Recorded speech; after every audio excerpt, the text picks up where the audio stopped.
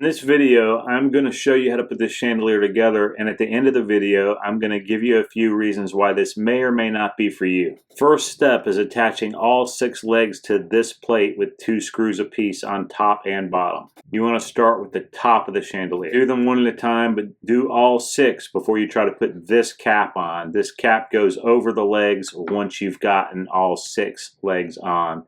It's fairly simple to do. You just run the wire through it and then put it over the legs like this. You'll see how it goes together. The next step is the bottom, but before you put that together, you need to clip your wires together. It's all plug and play, very simple. It can only go together one way. The next step is connecting the legs on the bottom just like you did on the top with the same type cap and the same type screws. It should look like this when you're done. Once that happens, you put the cap on the top of this and screw it down. This will basically assemble your entire chandelier as far as the initial assembly. Then you put these over the top of the light bulb holders. There's no way to fasten them. They just slip down over the top before you put the bulbs in. Once you're done that, you put the top cap on and run your wire through these poles. Don't put the poles together first.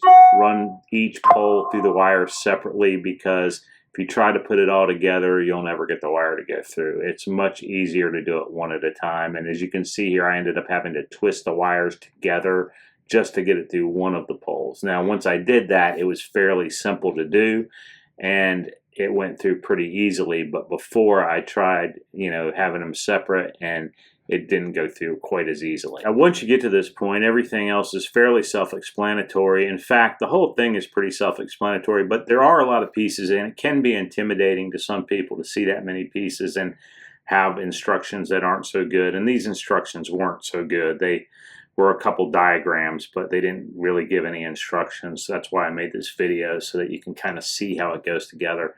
Hopefully this helps everybody out. Now, there's a couple reasons here why I might not choose this as a chandelier, and some people will and some people won't. I actually did. I like it, but there are a couple reasons why you may want to consider something else.